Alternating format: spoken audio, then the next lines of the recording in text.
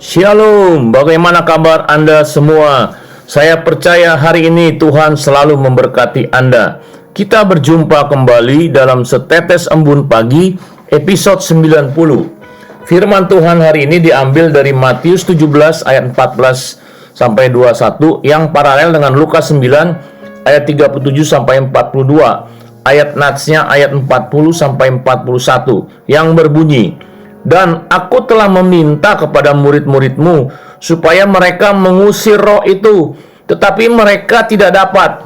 Maka kata Yesus, "Hai kamu angkatan yang tidak percaya dan yang sesat, berapa lama lagi aku harus tinggal di antara kamu dan sabar terhadap kamu?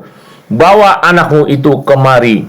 Saudara, peristiwa kegagalan 9 murid Yesus di dalam melayani anak yang kerasukan setan bisu dan sakit ayan dalam Markus 9 ayat 17 membuat orang tuanya mendatangi Yesus. Yesus dan 3 orang muridnya baru saja turun dari gunung setelah Yesus bertemu Musa dan Elia. Lalu Yesus mengusir dan menyembuhkan anak yang kerasukan tersebut.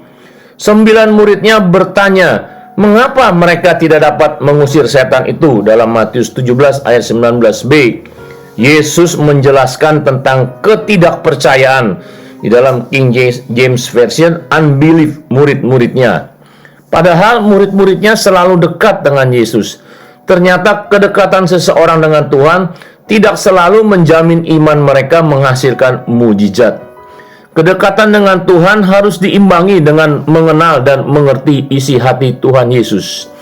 Kemudian Yesus menjelaskan tentang iman biji sesawi, Matius 17 ayat 20 yang berbunyi, "Sesungguhnya sekiranya kamu mempunyai iman sebiji sesawi saja, kamu dapat berkata kepada gunung ini, pindah dari tempat ini ke sana, maka gunung itu akan pindah, dan takkan ada yang mustahil bagimu." Apa arti ayat ini? Dr. Gigi Yusak-Cipto menjelaskan tentang hal ini berhubungan dengan iman yang berdasarkan firman Tuhan, yaitu rema. Biji sama dengan benih. Perumpamaan penabur menjelaskan benih adalah firman Tuhan yang ditabur. Firman Tuhan dibagi 2. Yang pertama logos, firman Tuhan secara umum. Yang kedua rema, firman Tuhan secara khusus dari Tuhan atau Roh Kudus untuk seseorang.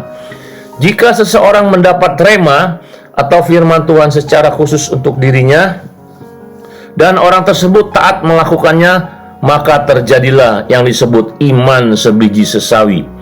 Iman itulah yang menghasilkan kuasa yang dahsyat, karena Tuhan yang bertindak melalui orang percaya tersebut.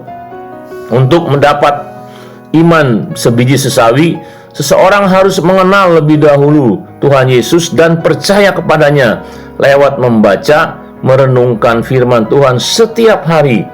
Kemudian dibiasakan berlatih untuk melakukan firman Tuhan yang sudah direnungkan dari hal-hal yang kecil.